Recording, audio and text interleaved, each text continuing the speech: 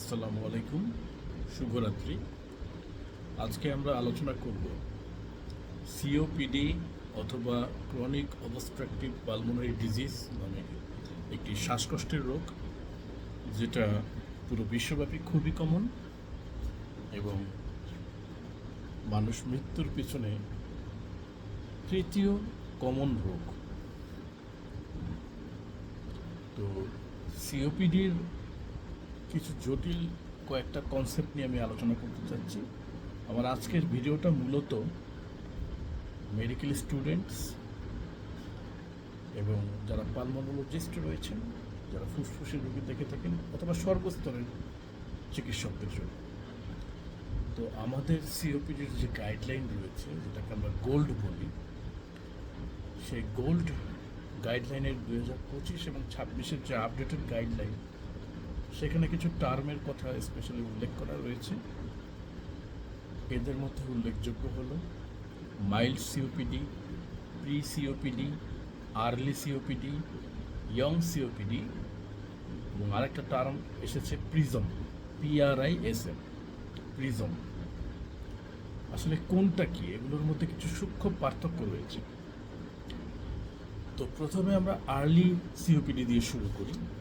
Early COPD হচ্ছে COPD ডিজিজটা যখন evolution হচ্ছে, যখন এটা অগ্রসর হচ্ছে, তৈরি হচ্ছে, সেটার একবারে প্রাথমিক ফেজ। এটাকে দুইটা ভাগে ভাগ করা যায়।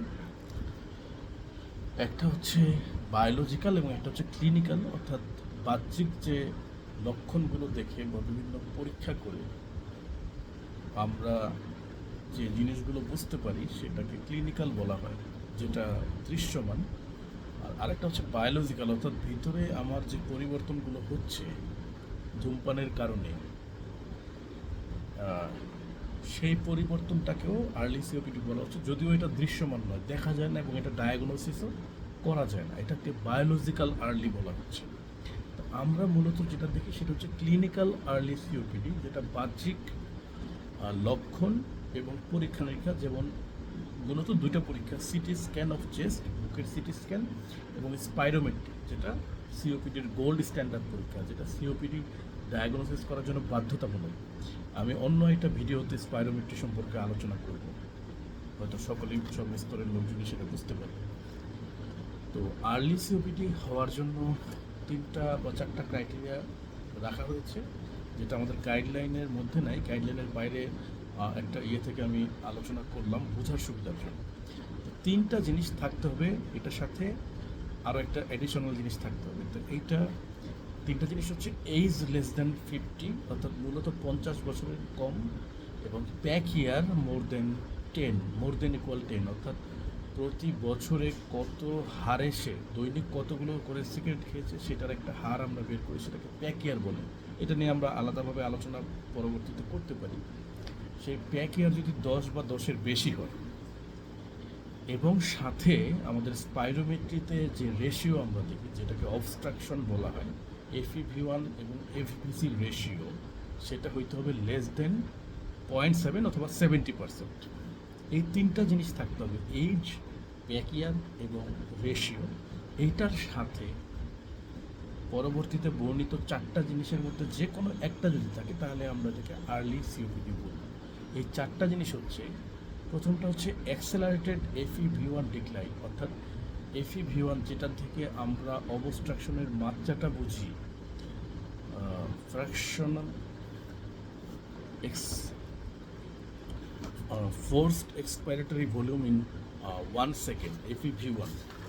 সেই FeV1 যদি খুব তাড়াতাড়ি কমে যায়, এবং এটার হার হচ্ছে মোর দেন ইকুয়াল 60 ml পার ইয়ার, অর্থাৎ প্রতি বছরে 60 ml বা তার বেশি যদি কমে যায়, যেটা নর্মাল রুগীদের ক্ষেত্রে 35 বছরের পরে সাধারণত 20 ml থেকে 30 ml করে লাং ভলিউম কমে যায় প্রতি বছরে। এটা আমাদের সবারই হয়। কিন্তু যদি 60 ml এর বেশি বা 60 ml কমে যায়, তাহলে কিন্তু অনেক তাড়াতাড়ি করে লাং ফাংশন বা লাংসের ভলিউমটা কমে আসছে, সেটা একটা জিনিস। আর একটা জিনিস হচ্ছে, যদি সিটি স্ক্যানে আমরা এমফাইসেমার কোনো এভিডেন্স পাই, অথবা এয়ার ট্র্যাপিংয়ের এভিডেন্স পাই, ঠিক আছে, সিটি স্ক্যান নিয়েও আমরা পরবর্তীতে আলোচনা করব।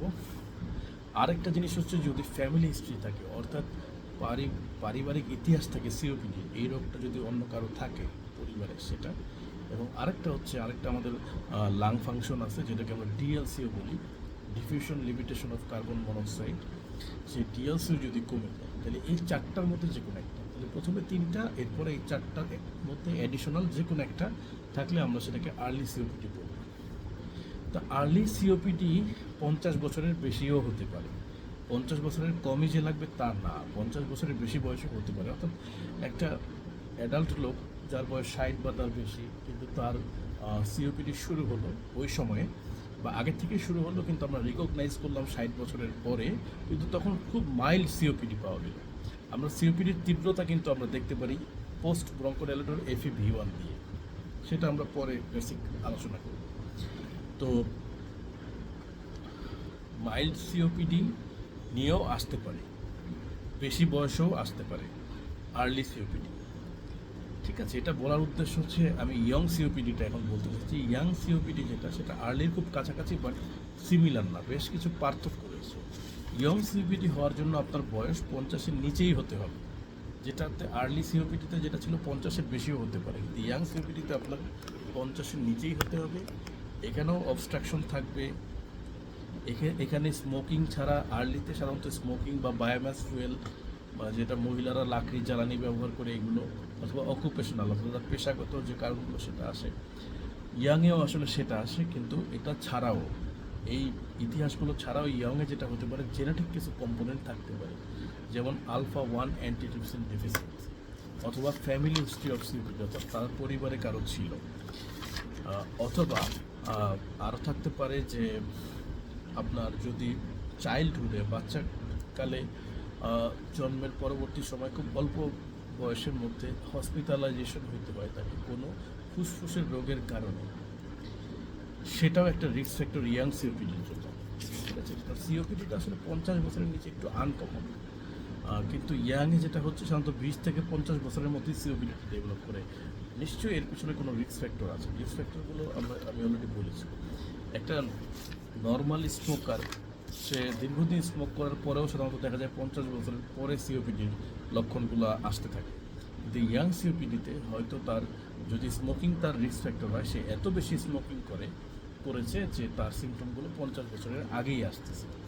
এবং এটা ইউজুয়ালি সিভিয়ার সিওপিডি নিয়ে প্রেজেন্ট করে। অল্প বয়সে খুব বেশি পরিমাণ সিওপিডি আমরা প্রায়ই পাই, এসব রুগী 40 বছর 45 বছর বয়সে আসতেছে, এবং খুবই তীব্র সিওপিডি, এবং বেশিরভাগ ক্ষেত্রে রেসপিরেটরি ফেলোর নিয়ে আসে, কন্ট্রোল করা যায় না, হাসপাতালে ভর্তি রাখতে হয়, ভেন্টিলেশন দিতে হয়, খুব ম্যানেজ করা কঠিন হয়ে যায়। আমরা বেশ কিছু রোগী এরকম পাই।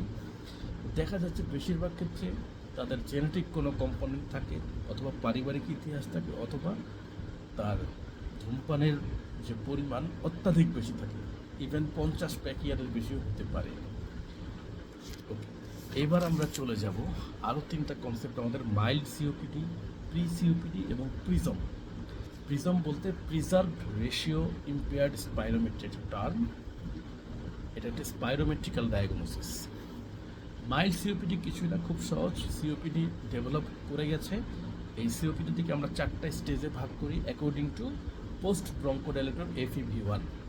এই 4টা স্টেজের মধ্যে mild, moderate, severe, very severe. যদি পোস্ট ব্রঙ্কোডাইলেটর FEV1 মোর দেন ইকুয়াল 80% হয়, মানে একটা নর্মাল মানুষের মতো হয়, কিন্তু তার অবস্ট্রাকশন আছে, অর্থাৎ তার রেশিওটা 0.7-এর নিচে, কিন্তু পোস্ট ব্রঙ্কোডাইলেটর FEV1টা 80-র সমান অথবা 80-র বেশি আছে, তাহলে সেটাকে মাইল্ড সিওপিডি বলা হয়, বা এটাকে গোল্ড 1 বলা হয়। গোল্ড স্টেজ আমরা করি 1, 2, 3, 4, এটাকে গোল্ড 1 বলা হয়, এটা খুব সহজ। আর প্রি সিওপিডি আর প্রিজমের মধ্যে বেশ কিছু পার্থক্য রয়েছে, এবং এটা নিয়ে বেশ কিছু ডিবেট হয়। আমি এই কনসেপ্টগুলো আজকে একটু ক্লিয়ার করতে চাচ্ছি। প্রি সিওপিডি একটা ক্লিনিক্যাল ডায়াগনোসিস, অর্থাৎ দৃশ্যমান। আমি তার সাইন সিমটম দেখছি, মূলত তার সাইন সিমটম থাকবে, এবং তার সাথে তার রেডিওলজিও থাকতে পারে, এবং তার সাথে তার স্পাইরোমেট্রির এভিডেন্সও থাকতে পারে।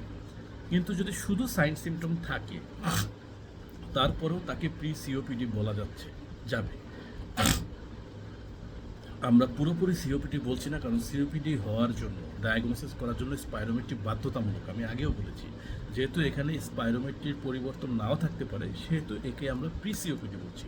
তার সব কিছুর সিওপিডির মতো, তার ক্লিনিক্যাল হিসেবে পুরো সিওপিডির মতো, তার এক্স রে করলেও সিওপিডির এক্স রে আসবে।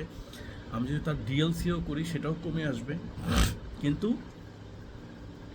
পার্থক্য হচ্ছে তার স্পাইরোমেট্রি পুরাপুরি নর্মাল থাকবে, পুরাপুরি নর্মাল থাকবে। এটা হচ্ছে বেসিক পার্থক্য, যেটা সিওপিডিতে কখনোই সম্ভব নয়, কখনোই সম্ভব নয়।